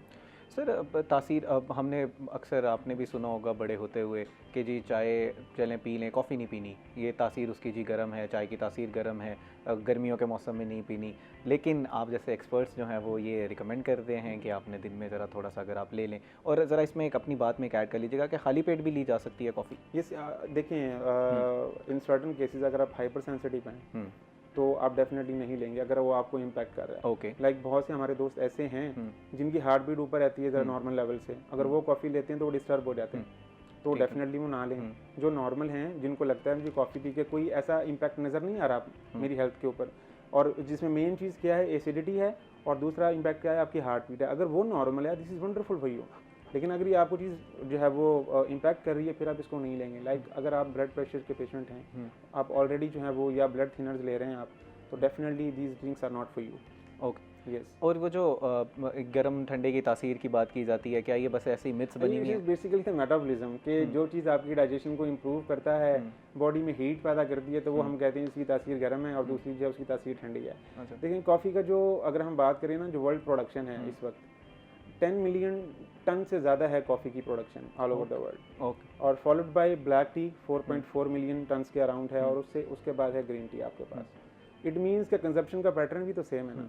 और हम अब जब देखते हैं यूरोप को या यूएसए को या ऑस्ट्रेलिया को, इन्वायरमेंट बहुत सूदिंग है, लाइक सर्दियां हैं, बाहर टेम्परेचर कम है, आप कॉफ़ी लेते हैं अपनी बॉडी के टेम्परेचर को ऊपर लेके आने के लिए। लेकिन हम जहाँ पे रह रहे हैं यहाँ पर तो ऑलरेडी टेम्परेचर 40-45 रहता है, इवन 50 भी टच कर जाता है। यहाँ पर अगर आप कॉफ़ी पिएंगे तो वो आपको हैम्पर करेगी, क्योंकि ऑलरेडी टेम्परेचर बहुत हाई है, आपका जो है वो बॉडी टेम्परेचर हाई है, तो वो आपको डिस्टर्ब करती है। यहाँ पर आप पैटर्न उस हिसाब से नहीं लेके जा सकते हैं। Okay, yes, if you are having a lifestyle like आप ऑफिस में बैठ रहे हैं, ठीक है, आप एक एयर कंडीशन के अंदर ना, फिर आप कॉफ़ी का जो पैटर्न है 2 to 3 कप्स आप ले सकते हैं, इससे ज़्यादा आप नहीं ले सकते। रिकमेंडेड कैफीन लिमिट कितनी होनी चाहिए? देखिए 2 to 3 कप्स यानी कि 300 से 350 मिलीग्राम कैफीन आप ले सकते हैं। ओके, और इसकी जो रिकमेंडेशन है ना, देखें कॉफ़ी जिस तरह मैंने बताया था इसमें कैफीन ज़्यादा है, तो 2 to 3 कप्स इसकी रिकमेंडेशन हैं कि 2 से 3 कप से आप ज़्यादा ना लें। लेकिन अगर हम जाते हैं ब्लैक टी पे, उसका 1 कप और इंक्रीज़ कर लें आप, ग्रीन टी का 1 कप और इंक्रीज़ कर लें, लाइक वो 5 कप्स भी आपको नॉर्मल रहते हैं, ब्लैक टी के 4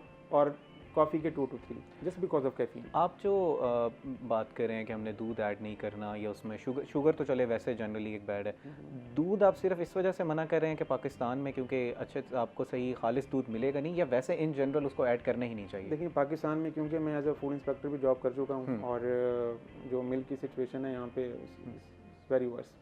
मेरा नहीं, आपको जो है वो कहीं नहीं कहीं पर ठीक दूध मिल जाएगा, वरना वो है ही नहीं। ये एक डिफरेंट डिबेट है। लेकिन देखें, एक आपके पास कैटेकिन्स हैं, उसमें कैफीन है, उसका अपना एक रोल है। आप उसमें मिल्क ऐड करते हैं तो आप उसकी एसिडिटी थोड़ी सी बेहतर कर लेते हैं, ठीक है, लेकिन उसके साथ आपका एनर्जी कंटेंट बढ़ जाता है। आपने खाना खाया है, आपने एनर्जी लिया ना, अब आप ले रहे हैं जो कैफीन कॉफ़ी है या ब्लैक टी है, उसको डाइजेस्ट करने के लिए उल्टा आप उसके अंदर क्या ले रहे हैं, और एनर्जी ले रहे हैं। That is not good for you. आप फिर कैलकुलेट नहीं कर पाएंगे कि आप कितनी एनर्जी ले रहे हैं, आपका वेट भी मैनेज नहीं होगा, तो आप फिर फैट्स भी ले रहे हैं, फिर प्रोटीन्स भी ले रहे हैं, तो ये प्रॉब्लम है। और दूसरा एक मेन जो चीज़ है कि जो आपके पास टैनिन्स हैं, जिस तरह मैं फ़ायदे बता रहा हूँ उसके नुकसान भी हैं, इसमें टैनिन्स मौजूद होते हैं। Tannins basically are known for nutrition binders. Okay, calcium आपके पास है, आपके पास आयरन है, जिंक है, और आपके पास प्रोटीन है, ये उसको बाइंड कर लेते हैं अपने साथ। जब ये उसको बाइंड कर लेते हैं ना, तो ये बायो अवेलेबल नहीं होते। बायो अवेलेबल क्या होता है, आपके जिस्म को कोई चीज़ लगना, अक्सर हम कहते हैं ना इन्ना खांदा इनू लगता नहीं, क्योंकि या तो उसका मेटाबॉलिज्म बहुत हाई होता है, कि अभी बॉडी को न्यूट्रिएंट्स मिले नहीं होते और वो इंटेस्टाइन में मूव कर जाता है स्टमक से, तो उसको एनर्जी नहीं मिल रही होती उससे, ठीक है। दूसरा क्या हो सकता है कि वो ऐसी फूड लेयर है जिसमें न्यूट्रिएंट बाइंडर्स हैं जो आपकी की बॉडी को जो चीज़ें चाहिए उसको वो बाइंड कर लेते हैं, आपकी बॉडी को वो मिलते नहीं हैं। इसमें टैनिन्स हैं, tannins are known to bind iron, calcium, protein and also the zinc. ये मेरा एक मैं तनवीर साहब से ज़रा कुछ गुफ्तगू कर लूँ। मेरा आपसे ये आयरन के हवाले से, हीमोग्लोबिन के हवाले से कुछ कहा जाता है कि कॉफ़ी के ऊपर एक नेगेटिव इम्पैक्ट होता है, उस हवाले से मैंने सवाल करना है। तनवीर साहब, लिंक्डइन के हवाले से हम बात करें, पहले मुझे ज़रा बताएं कि आप किस तरह की बेवरेज जो है वो इस्तेमाल करते हैं, क्योंकि जो IT से रिलेटेड लोग होते हैं उनका ज़रा स्लीप साइकिल का भी बड़ा मसला होता है। लोग मुझसे इंस्पायरेशन बहुत ज़्यादा लेते हैं तो मेरी रूटीन को फॉलो ना करने लग जाए। कॉफ़ी, ब्लैक कॉफ़ी टफ़ होता है मेरे लेना, मतलब बहुत कड़वी होती है तो उसको ले नहीं सकते, लेकिन विदाउट शुगर या बिल्कुल हल्की शुगर के साथ कैपेचिनो वगैरह ले लेता हूँ मैं, लेकिन उसमें दूध ज़रूर ऐड करता हूँ क्योंकि उसके बगैर कड़वी डॉक्टर साहब भी पी सकते हैं, हमारे तो बस का रोग नहीं है। तो बाकी पानी ज़्यादा और कोल्ड ड्रिंक्स ऑलमोस्ट नन, बिल्कुल ना होने के बराबर। हाँ, और आप नींबू पानी कह दें समटाइम्स वो ऐड कर लेते हैं, तो कैलकुलेटेड चीज़ें लेनी पड़ती हैं आप लोगों का, क्योंकि हाँ, IT एक्सपर्ट का ना ज़रा सर्केडियन रिदम भी उल्टा हुआ होता है। एग्जैक्टली वो ज़रा नेचर के मैं आपको बताऊं कि अभी मैं दुबई था तो वहाँ तो बिल्कुल ही उलट हो गया मेरा ना, मैं नाश्ता करके सो रहा हूँ। अब जब खाना खा के आप सोते हैं तो उससे मेटाबॉलिज्म में भी बड़ा इफ़ेक्ट पड़ता है, वेट गेन होने लगता है और बहुत सारे मसाइल जो है ना होते हैं, लेकिन उसको बड़ा मुश्किल से, और वो भी मैंने चैट GPT की हेल्प से जो है ना अपना स्लीप साइकिल सेट किया, और यहाँ पे आके वापस आके मैंने अब सुबह जल्दी उठना, मैंने आपको बताया कि 15-16 साल बाद शायद मेरी ये रूटीन सेट हुई है कि मैंने सुबह उठ के सूरज देखना शुरू किया। तो आई थिंक कोशिश करने से चीज़ें जो है ना बेहतर हो जाती हैं। नाना साहब, कुछ स्किल्स पे बात करेंगे हम लोग अब, क्योंकि इस वक्त थोड़ा सा हमारे पास ब्रेक का वक्त हो गया है। ब्रेक के बाद हम ज़रा तफसीलन स्किल्स पे बात करेंगे। हम ये बात करेंगे कि IT सेक्टर में कितनी अपॉर्चुनिटीज़ हैं जो है वो हमारी यूथ के लिए, क्योंकि बेरोज़गारी बहुत ज़्यादा बढ़ चुकी है। नाज़रीन, we will be right back.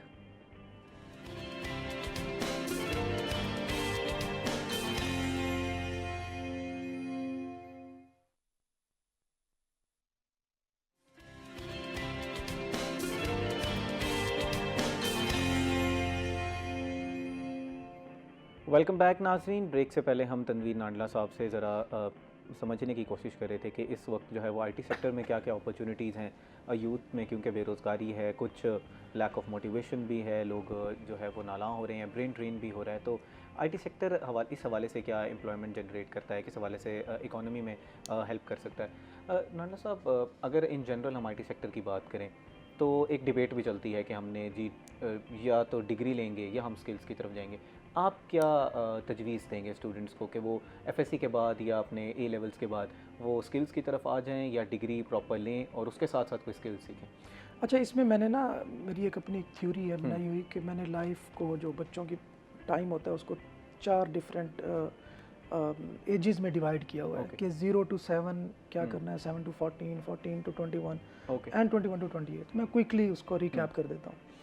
मुझे लगता है कि बच्चे जो बड़े होके बनते हैं वो उनका सारा मामला स्टार्ट हो जाता है 0 to 7 तक, ठीक है, कि उनके पेरेंट्स ने क्या बिहेव किया, और मेजरली जो डाइट रोल प्ले करती है वो हमारे यहाँ आपको पता है कि 50% से भी ज़्यादा अब हो गए हैं स्टंटेड ग्रोथ, जिसको हम कहते हैं कि मेल न्यूट्रिशन।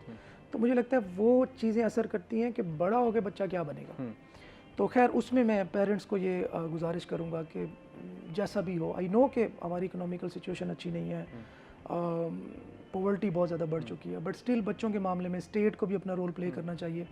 स्कूल्स में आई थिंक CM साहिबा ने भी एक प्रोग्राम शुरू किया था, आई डोंट नो कि वो कितना सक्सेसफुल हुआ है, नहीं अनफॉर्चुनेट है, बहुत अच्छे तरीके से काफ़ी अच्छी जगह पे चल रहा है, लेकिन काफ़ी जगहों पे कुछ लैप्सेस होना चाहिए, क्योंकि पूरी दुनिया में ऐसा होता है। मतलब मैं यूरोप गया, मैंने वहाँ पे देखा कि स्कूल्स में इवन फ्री एजुकेशन है, लेकिन वहाँ पे जो लंच है वो बच्चों की न्यूट्रिशन, उनके वेट, उनकी एज के हिसाब से जो है उनको दिया जाता है। तो ये बहुत बड़ा रोल प्ले करता है। खैर 7 to 14 में ना 3 सब्जेक्ट्स मैं कहता हूँ कि बहुत इंपॉर्टेंट है। उन 3 मोस्ट इंपॉर्टेंट सब्जेक्ट्स में एक आता है कम्युनिकेशन, जिसको हम इंग्लिश लैंग्वेज आप कहते हैं या कम्युनिकेशन आप कहते हैं। सेकंड मैं कहता हूँ कि मैथ्स में हर बच्चे को बहुत अच्छा होना चाहिए। ज़रूरी नहीं कि उसने बाद में जाके मैथ्स में PhD करनी है या MPhil करना है, इससे कोई फ़र्क नहीं पड़ता, क्योंकि मैथ में अच्छा जो बच्चा है ना उसकी लॉजिक्स बड़ी स्ट्रॉन्ग होती है। And third cheese is programming. Programming से क्या होता है कि बच्चे की logic, critical thinking, decision making, innovative जो एक सलाहियत है वो बड़ी स्ट्रॉन्ग होती है। तो ये 3 चीज़ें बच्चे को अगर बाकी सब्जेक्ट्स ना भी पढ़ाए जाएँ, मेरी अपनी थ्योरी के मुताबिक ये 3 सब्जेक्ट्स उसको काफ़ी हैं आगे फ्लरिश करने के लिए। ओके। अब 14 to 21 में बच्चों को ये सलाह देता हूँ, ये मशवरा देता हूँ कि इस एज में जो है ना आप खुल के पंगे करें। मतलब हमारे यहाँ कहा जाता है कि ई-कॉमर्स करें जी, प्रोग्रामिंग में जाएं, ऐप डेवलपमेंट करें, एआई का बहुत ज़्यादा बूम आ रहा है तो क्या करें। 14 to 21 वाली जो विंडो है ना, इसमें आप खुल के हर चीज़ ट्राई कर सकते हैं, बिकॉज आप पे स्ट्रेस नहीं है, आप पे कमाने की रिस्पॉन्सिबिलिटी नहीं है, आपके पास टाइम बहुत है। 2 के बच्चे अब कहेंगे नहीं जी हमने तो असाइनमेंट्स करनी है, और जितनी होती है हमें पता है। तो इस टाइम पे जो है ना आपने खूब चीज़ों को एक्सप्लोर करना है। चीज़ों को एक्सप्लोर करते करते आपको अपनी डायरेक्शन मिल जाएगी कि आप बेहतर किस सब्जेक्ट में है। मतलब मैं अपनी एक एग्जांपल लूँ तो मैंने एफएससी के बाद ही जब यूनिवर्सिटी में मेरा एडमिशन हुआ, I was 18 at that time, तो वहाँ पे जाके पहले सेमेस्टर में मुझे मिल गया कि मैं किस चीज़ बनाऊँ।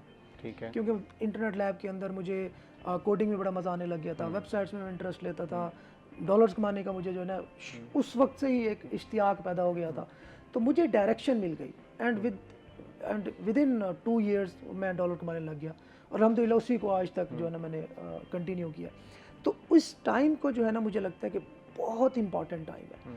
और इस दौरान डिग्री की इंपॉर्टेंस क्या है, डिग्री इज़ वेरी इंपॉर्टेंट, और शायद ये as a piece of paper तो उतना ज़्यादा इंपॉर्टेंट ना हो, बट यूनिवर्सिटी की लाइफ, कॉलेज की लाइफ इतनी इंपॉर्टेंट है कि ये आपको नेटवर्किंग सिखाती है, ये आपको गुस्से पे काबू पाना सिखाती है, ये आपको टीम वर्क सिखाती है, ये आपको एक्सपोजर देती है कि लेट्स सपोज आपकी क्लास में एक बच्चा आया होगा राजनपुर से, एक बच्चा आया होगा बिहाड़ी से, एक बच्चा यहीं पे मुल्तान कैंट से आया होगा। तो जब आप इतने ज़्यादा डिफरेंट बैकग्राउंड के लोगों से मिलते हैं, इंटरेक्ट करते हैं, उठते बैठते हैं, तो आपका एक्सपोजर जो है ना वो इंक्रीज होता है, सेल्फ कॉन्फिडेंस आपका बढ़ता है। और यही चीज़ें जाके आप technical knowledge alone is not enough. ये इंपॉर्टेंट नहीं है कि अगर आप ऐप डेवलपमेंट आपकी अच्छी है तो आप अच्छे बिजनेस डेवलपर भी बन जाएंगे, नहीं। आईक्यू के साथ ईक्यू भी बहुत ज़रूरी है, बहुत इंपॉर्टेंट है, बहुत इंपॉर्टेंट। देखें अब राइट नाउ मेरा जो टेक्निकल नॉलेज है वो इतना ज़्यादा रेलेवेंट नहीं रह गया। अब मेरी मैनेजेरियल स्किल्स बहुत ज़्यादा इंपॉर्टेंट है। बिल्कुल। अब मुझे 70 बंदों की टीम मैनेज करनी होती है, अब मुझे उनके अंदर जो कन्फ्लिक्ट्स हैं उनको रिजॉल्व कराना है। तो अब ये चीज़ें तो मुझे पढ़ाई नहीं गई यूनिवर्सिटी के अंदर। अब वो मैं किस चीज़ से सीखा, उस लाइफ से जो यूनिवर्सिटी के अंदर थी। क्लास के अंदर कन्फ्लिक्ट्स आते थे, कैंटीन वाले के साथ मामलात बनते थे, ये बहुत छोटी चीज़ें हैं, माइनर चीज़ें, बट बहुत बड़ा रोल प्ले करती हैं आगे जब आप बिजनेस आपके सबकॉन्शियस में बैठ जाती हैं। नाना साहब आपने डॉलर सर आखिरी वो विंडो रह गई, जी बात रहना चाहिए। अब 21 to 28 वाली जो विंडो है, इससे बियॉन्ड आप कह दें। जी।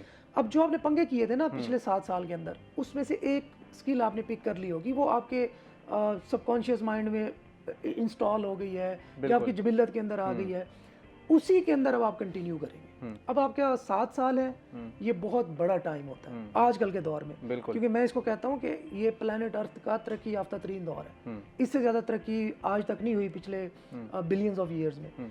तो इस इरा को आपने कैच करना है, और 7 साल के अंदर मुझे पूरा यकीन है कि while you reach your 30s आप मल्टी मिलियनर बन चुके होंगे। ओके, अभी आपने ये मल्टी मिलियनर की एग्जांपल दी, आपने पहले डॉलर्स कमाने की बात की। आप जैसे एक्सपर्ट्स को लोग देखते हैं, मोटिवेट होते हैं कि हम भी पैसा कमा सकते हैं, फिर एक मिथ भी जनरेट हो जाती है मार्केट में कि शायद जिसने फ्रीलांसिंग शुरू कर दी, जिसने कोई वेब डेवलपमेंट या कोडिंग स्टार्ट कर दी, वो जी अगले ही दिन मल्टी मिलियनर बन जाएगा, बिलियनर बन जाएगा। क्या इसमें कुछ रियलिटी है या मेहनत ये भी फील्ड मांगती है? दूसरा सवाल, कुछ इलीगल प्रैक्टिसेस भी हो रही हैं, अभी कुछ हमारे यूट्यूबर्स और उनके ख़िलाफ़ कुछ गैम्बलिंग के केसेस भी सामने हैं, तो इन तरह के प्रैक्टिसेस से किस तरह बचना है? क्योंकि यूजुअली जो बच्चा एफएससी के बाद आएगा, जिस तरह आप कह रहे हैं कि आपने ट्राई करना है हर जगह पे, पैरों हाथ पाँव मारने हैं, तो वो तो बच्चा इतना ज़्यादा अभी उसको पता भी नहीं है कि कौन सी चीज़ लीगल है, लीगैलिटीज़ का नहीं पता, इलीगैलिटीज़ का नहीं पता, तो फिर बचना किस तरह? पैसा कमाने के दौर तो फिर सर सब कुछ नहीं है। अच्छा, आपके 2 क्वेश्चन थे, मैं भूल ना जाऊँ। जी। पहला क्वेश्चन ये था कि डॉलर्स को हम फैंटेसाइज करते हैं ना, ये कि फैंटेसाइज नहीं करना चाहिए। देखिए, बुनियादी बात ये है कि पाकिस्तान की जो इकोनॉमी की सूरत हाल है, ये ना आपसे ढकी छुपी है ना मुझसे ढकी। बिल्कुल ठीक है, हम जितना मर्जी इसको शुगर कोट कर लें कि अब आप लेट्स सपोज, मैं कंपेयर करूँगा शॉर्टली, टाइम आपके पास ऑब्वियसली कम है, कि अगर आप पाकिस्तान में इस साइड में नहीं जाते और आप जॉब वाली ट्रेडिशनल एक जो पाथ हमारा मुकर्रर किया हुआ है हमारे बाप दादा का, वो पिक करते हैं। आप मुझे बताएं कि मैं आपसे आपकी सैलरी नहीं पूछूंगा, लेकिन आपके जैसे एक एंकर की सैलरी मुझे पूरा यकीन है कि 1 लाख रुपए से ज़्यादा नहीं होगी। मुझे मुझे आप ना बताएं तो मुझे यकीन होगा। अब आप 5 साल बाद हार्डली आप पहुंचेंगे 3 लाख तक, अनलेस कि आप हामिद मीर बन जाएं, बुढ़ापे में जाके अपने आप को कैश करें। अब आते हैं दूसरी तरफ है एंटरप्रेन्योरशिप की तरफ। मेरे बच्चे अभी 20 नहीं पहुंचे स्टूडेंट्स, अब ये कोई प्रमोशनल ना चीज़ वो जो मैं इसलिए जिक्र नहीं करता इन चीज़ों का, 20s नहीं पहुंचे, they have their own cars, they have built their own homes. हमारे बाप दादा को 60 साल में रिटायर होकर यह काम करना पड़ता था, वो नहीं कर पाते थे। तो जब आपके पास एक अपॉर्चुनिटी मौजूद, और दूसरी चीज़ रियलिस्टिक है, रियलिस्टिक ये है कि आप पाकिस्तान की इकोनॉमी में यहाँ की परचेजिंग पावर के हिसाब से एक चीज़ लॉन्च करते हैं या जॉब करते हैं या बिजनेस करते हैं, तो आपने उतना ही फ्लरिश करना है, कोई रॉकेट साइंस तो नहीं है। अब वही चीज़ यूएसए में उनकी आबादी तकरीबन 30-32 करोड़ है, ठीक है। 30-32 करोड़ में 10-15 करोड़ उनके मल्टी मिलियनियर्स हैं डॉलर्स के अंदर। तो अब आप किस चीज़ को चूज़ करेंगे कि एक ऐसी मार्केट के अंदर अपने आप को प्रेजेंट करें जहाँ के लोगों की परचेजिंग पावर इतनी ज़्यादा है, या पाकिस्तान जैसे मुल्क में अपने आप को प्रेजेंट करें जहाँ की परचेजिंग पावर कम है और यहाँ पे बिजनेसेस वाइंड अप हो रहे हैं, बड़ी कंपनीज जा रही है, मुझे बताने की जरूरत नहीं। बिल्कुल। तो अब दूसरा आपके सवाल ये था पहले ही सवाल के अंदर कि क्या ओवरनाइट डॉलर बन जाए, तो मेरा ही कोट है लिखा हुआ, overnight success doesn't exist, that's it, full stop. कि आपको एक ग्राइंडिंग प्रोसेस है। मैं इसमें एग्जांपल देता होता हूँ कि बच्चा जो है ना, जब माँ के पेट में आता है तो उसने 9 महीने एक प्रोसेस से गुजरना है। 9 महीने से पहले उसको निकालने की कोशिश करेंगे तो वो जल्दबाजी में वो आपकी सक्सेस स्टोरी नहीं बनेगा। वो अगर तो 7 महीने में हुआ तो सारी ज़िंदगी उसके अंदर कोई ना कोई डेफिशिएंसी रहेगी, उससे पहले हुआ तो उसकी डेथ हो सकती है। जब पौधे को आप बीज लगाते हैं तो उसको हवा चाहिए, पानी चाहिए, पूरा एक एनवायरनमेंट चाहिए, तभी उसकी कोंपलें निकलेंगी, फिर वो बड़ा होगा, फिर दरख्त लगेगा, फिर उसमें फल लगेगा। तो ये तो डिबेट मुझे लगता है एंड हो जानी चाहिए कि पहले ही दिन या पहले ही साल या पहले ही 6 महीने के अंदर डॉलर आने लग जाएंगे, ऐसी कोई बात नहीं। हाँ, इस जैसी फील्ड अब 3 साल आप ट्रेडिशनल पाकिस्तान की फील्ड में गुजारें, 3 साल आप एंटरप्रेन्योरशिप में गुजारें, आप उसके अंदर एक जो एक्सपेक्ट आप कर सकते हैं वो कहीं बेहतर कर सकते हैं अपनी ट्रेडिशनल स्टफ के अंदर। और यही आप 25 साल फिर आप जॉब को दे दें, 25 साल आप उस फील्ड को दे दें, डिफरेंस आपके सामने आ जाएगा। एक और मैंने आपसे सवाल किया था लीगैलिटीज़ के बारे में, आपने अच्छा, हाँ, आईटी के एक पूरी डोमेन है जिसमें हमने किन चीज़ों का ख्याल रखना है कि ये जो फील्ड है इधर हमने बिल्कुल ठीक है। देखें, ये सिर्फ इस फील्ड तक महदूद नहीं है जी। आप हिस्ट्री उठा के देख लें, ह्यूमन हिस्ट्री, जिस चीज़ में पैसा इन्वॉल्व होता है ना, उस चीज़ में ये फ्रॉड्स, इलीगैलिटीज, स्कैम्स, ये इश्यूज आते हैं। बिल्कुल हर उस चीज़ में जिसमें पैसा इन्वॉल्व होगा।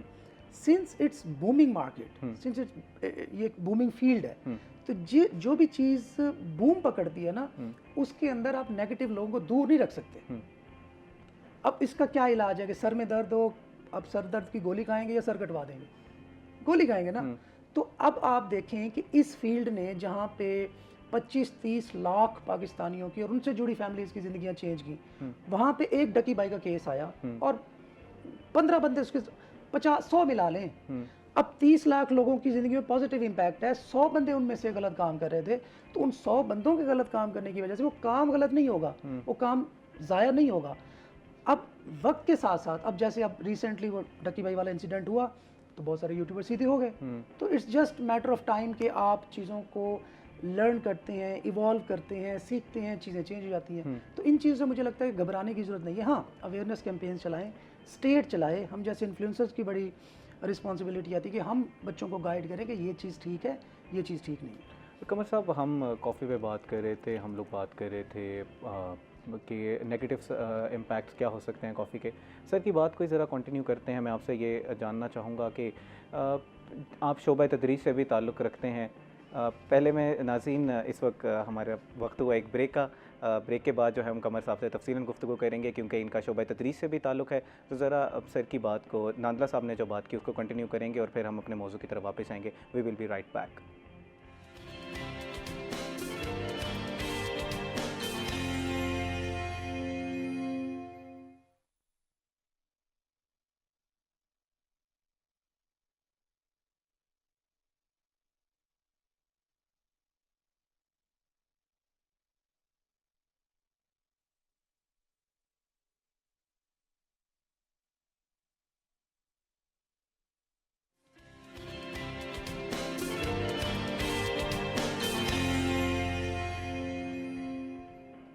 वेलकम बैक नाज़रीन। ब्रेक से पहले हम कमर साहब से ज़रा समझने की कोशिश कर रहे थे कि नानतर साहब ने कुछ पॉइंट्स रेज़ किए कि एंटरप्रेन्योरशिप में बहुत ज़्यादा आप बच्चों को जो है वो आना चाहिए, बिज़नेस स्किल्स अपनी डेवलप करनी चाहिए, मैनेजरियल स्किल्स अपनी डेवलप करनी चाहिए, आईटी सेक्टर बहुत बूम हो रहा है, एम्प्लॉयमेंट क्रिएट हो सकती है।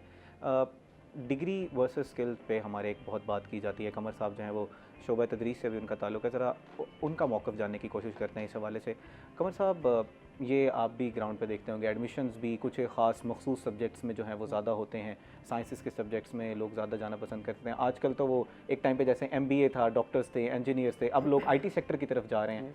तो ज़रा स्टूडेंट्स का हमें माइंडसेट समझाएं और क्या माइंडसेट इन जनरल होना चाहिए। देखिए मैं ना जो है अभी भी आपसे भी बात कर रहा था इसी हवाले से कि हमें सोचने की ज़रूरत है। लाइक एक जो है वो ट्रेंड आता है, हम उसके पीछे चल पड़ते हैं और हम उसका एनालिसिस नहीं करते। लाइक आजकल IT के पीछे बहुत लोग हैं, उधर ही हमने एडमिशन लेना है। इवन यूनिवर्सिटी में बाकी जो है वो इवन साइंसेस के अंदर भी एडमिशन हमारे लिए टफ हो गया बहुत।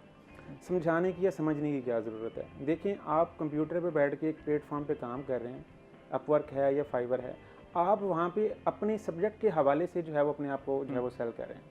आप फूड टेक्नोलॉजिस्ट हैं, आप केमिस्ट हैं, आप फिज़िक्स के हैं, आप इंजीनियर हैं, तो हर तरह की जॉब्स वहाँ पर अवेलेबल हैं। ना कि सिर्फ आप IT कर लेंगे, आप कंप्यूटर आपको चलाना आ जाएगा, सॉफ्टवेयर आपको रन करना आ जाएंगे, वहाँ पर आप किसी भी सब्जेक्ट के अंदर बैठ के जो है वो अर्निंग कर सकते हैं। तो ये थोड़ा सा जो है वो मेरे ख्याल में बच्चों को और उनके पेरेंट्स को सोचने की ज़रूरत है कि कंप्यूटर जो है वो आप जो है वो कोई भी शॉर्ट कोर्स करके भी सीख सकते हैं, ठीक है। लेकिन अगर बच्चे का इंटरेस्ट किसी और जगह पे है तो वो वहाँ पर अच्छा करके ऑनलाइन अपने आप को बहुत अच्छा सेल कर सकता है और अर्निंग कर सकता है अपनी। सर, हम लोग कॉफ़ी पे बात कर रहे थे, जो आज का हमारा मौजू है, हम ज़रा उस पर स्टिक करते हैं क्योंकि जो हमारी डिस्कशन है वो किसी और टेंजेंट पे जा रही है। किसी दिन आपको दावत देंगे और तफसीलन इस पर गुफ्तगू करेंगे। कॉफ़ी के ज़रा हमने पॉजिटिव इम्पैक्ट्स पे बात की, हमने ये बात किया कि ये किस तरह बेनिफिशियल है, लेकिन कहा जाता है कि इसके कुछ नेगेटिव इम्पैक्ट्स भी हैं और ये आयरन की जो है आपके जो बॉडी हीमोग्लोबिन में डिज़ोल्व होता है उसमें कुछ हिंड्रेंस क्रिएट करता है। तो इस तरह की क्या ये मिथ्स हैं या वाकई इसकी रियलिटी है? देखिए, मैं आपको पहले तो ये बताऊंगा कि ये ड्रिंक जो नहीं भी लेता उसको भी लेनी चाहिए, ओके, लेकिन एक एडिक्वेट अमाउंट के अंदर। ओके, एक्सेस जो है वो हमें पता है कि एवरीथिंग कोई भी चीज़ उसकी बैड है, हमें नहीं लेनी चाहिए। प्रॉब्लम क्या है इसका पैटर्न? हमारे यहाँ पैटर्न क्या है कि हमने खाना खाया, उसके फ़ौरन बाद जो है वो हम चाय या कॉफ़ी ले लेते हैं। ये प्रॉब्लम है, हम इसको समझने की ज़रूरत है। आप खाना खाते हैं ना, आपकी बॉडी के अंदर हीट पैदा होती है, नेचुरल फिनोमिना है कि आपके स्टमक ने काम शुरू करना है, HCl एसिड है वो रिलीज़ होता है, फूड की ब्रेकडाउन होती है, एब्जॉर्प्शन होती है न्यूट्रिएंट्स की आपके ब्लड के अंदर, और जो है वो फूड पास ऑन होता है और जो है आपकी बॉडी से एक्सक्रीट कर जाता है। जब आप इसी के साथ कॉफ़ी या टी लेते हैं ना, तो आप नेचुरल मैकेनिज्म को डिस्टर्ब कर रहे होते हैं, आप उसको फर्दर स्पीड अप कर देते हैं। अब जब इसमें जो टैनिन्स मौजूद हैं या पॉलीफिनोल्स हैं, वो फोर्स करते हैं आपके स्टमक को मज़ीद एसिड रिलीज़ करने के लिए, जिससे आपके स्टमक में एसिडिटी हो जाती है। एक नॉर्मल जो है उसने एसिड रिलीज़ करना है फूड को ब्रेक डाउन करने के लिए, वो मौजूद है, लेकिन अब आप उसको कंज्यूम करके आप फोर्स कर रहे हैं जी और एसिड रिलीज़ करें। जब और एसिड रिलीज़ करेगा तो जो आपकी डाइट है वो अनडाइजेस्टेड ही पास हो जाएगी। इसको बोलते हैं स्टमक एम्प्टिंग। ओके, स्टमक आपका एम्प्टी हो जाता है और अभी जो है वो फूड आपका प्रॉपर तरीके से वो एब्जॉर्ब उसके न्यूट्रिएंट्स नहीं हुए होते, तो ये प्रॉब्लम है। अब जो दूसरी आपने बात की है, इसमें टैनिन्स मौजूद हैं। टैनिन्स जो हैं वो आयरन को अपने साथ बाइंड कर लेते हैं। जब वो आयरन को अपने साथ बाइंड करते रहेंगे और आपकी प्रैक्टिस यही रहेगी बहुत अरसे के लिए, तो देन डेफिनेटली जो है वो आपकी बॉडी के अंदर जो वो हीमोग्लोबिन है उसकी क्या हो जाएगी, कमी हो जाएगी। क्योंकि मेन मैकेनिज्म कौन ड्राइव करेगा? आयरन करेगा। आयरन आपकी बॉडी को मिल नहीं रहा ड्यू टू आपकी जो पैटर्न है, आप जो कंज्यूम कर रहे हैं उसको, ठीक है। अगर आप खाना खा लेते हैं, 2 घंटे वेट करते हैं, नेचुरल मैकेनिज्म होगा, आयरन, कैल्शियम, प्रोटीन सारे जो हैं वो अपनी अपनी जगह पे पहुंच जाएंगे, देन आप जो है वो इसको इनटेक करें। उससे होगा क्या? जो नेचुरल फिनोमिना हुआ, फूड की ब्रेक डाउन हुई, उसके नतीजे में फ्री रेडिकल जनरेट होते हैं, ये उसको डिटॉक्सीफाई करेगा। फिर आपकी बॉडी जो है वो उसकी हीट कम हुई होती है, मेटाबॉलिज्म स्लो हुआ होता है, तो ये मेटाबॉलिज्म को तेज़ करेगा। एसिड कम हुआ होता है, ये दोबारा से एसिड को बढ़ाएगा, तो जो फूड स्टमक के अंदर पड़ा है उसको क्या करेगा? ब्रेक डाउन करेगा और आपकी डाइजेशन को इम्प्रूव कर देगा, जिससे आपको अपने टाइम पे भूख भी लगती है बाद में। तो ये इसका जो है वो फिनोमेना। जैसे आप शुरू में हम लोग बात कर रहे थे कि ये कुछ आपकी जो है वो एक्सक्रीशन में भी हेल्प करता है, आपके स्टमक को एम्प्टी करने में हेल्प करता है, कि अगर कुछ लोग जो है वो इसको सिर्फ इसी मकसद के लिए इस्तेमाल करना शुरू कर दें, तो इसका कोई मैदे पे नेगेटिव इम्पैक्ट भी पड़ता है, हमारे स्टमक पे कोई इसका नेगेटिव इम्पैक्ट पड़ता है? यस, देखें अगर आप इसका पैटर्न अगर आपका गलत है इसको कंज्यूम करने का और आप हाइपर सेंसिटिव हैं, अगेन मैं व्यूवर्स के लिए कहूँगा कि अगर आप हाइपर सेंसिटिव हैं या कोई भी हेल्थ कॉम्प्लिकेशंस हैं तो nothing is normal for you. Okay, तो जो भी हम बात कर रहे हैं उसको वो अपने साथ अटैच नहीं कर सकते। पता किस तरह चलेगा कि हमारी बॉडी जो है वो उसको एब्जॉर्ब उस तरह नहीं कर रही? क्या चेंजेस बॉडी में नजर आएंगे? देखिए एक अब बड़ी सिंपल सी बात है, अगर आपको एसिडिटी फील हो रही है, एसिड रिफ्लक्स जिसको कहते हैं, इसका मतलब ये आपको सूट ही नहीं कर रहा कि आपकी जो स्टमक है उसके अंदर ऑलरेडी जो है वो एसिड जो है वो नॉर्मल अमाउंट में जो है प्रोड्यूस हो रहा है और आपको मेटाबॉलिज्म ठीक है, तो आप इसको कंज्यूम ना करें। ठीक है, अब आपके पास ना लोअर स्फिंक्टर मसल्स होते हैं, जब आप एसिड ज़्यादा प्रोड्यूस और जो पॉलीफिनोल्स हैं ये उसकी जो है ना एक्टिविटी को स्लो कर देते हैं। जब उसकी एक्टिविटी स्लो होती है ना तो एसिड पास ऑन नहीं होता बल्कि वो बैकवर्ड आता है, जिसको एसिड रिफ्लक्स बोलते हैं, जिससे आपको फील होता है कि मेरे जो है वो स्टमक के अंदर जो है वो एसिडिटी हो गई है। तो मेन यही इसके साथ जो है वो चीज़ अटैच की जाती है। और दूसरी इसके साथ एक और चीज़ अटैच की जाती है, वो है नींद।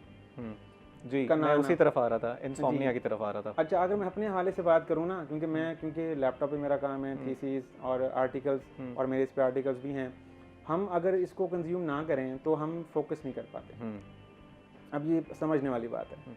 अगर मुझसे फोकस नहीं हो रहा, मैं टेंशन नहीं दे पा रहा, तो मैं फ़ौरन से, आप भी चाय लेते होंगे, कॉफ़ी लेते होंगे, कभी ऐसा होगा कि आप फोकस करना चाह रहे हैं, कुछ लिखना चाह रहे हैं, आप कहें मुझे खाना ला दें, मैं रोटी खाऊंगा नहीं, मैं दूध पीऊंगा नहीं, आप कहते हैं मुझे चाय ला दें। क्यों?